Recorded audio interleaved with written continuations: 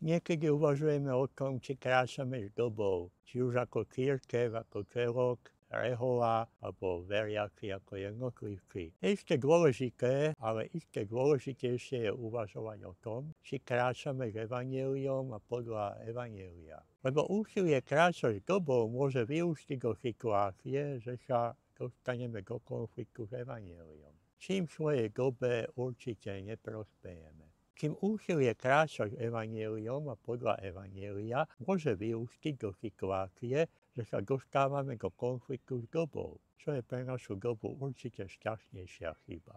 Dôkazom toho je životný príbeh svätého Františka z Asizi, že sa stal rytierom Krista, veľkého kráľa a panej chudoby, ktorú si zvolil. Jeho dobe prospelo viac, ako keby sa stal rytierom cisára a vlastnej ctižiadostivosti.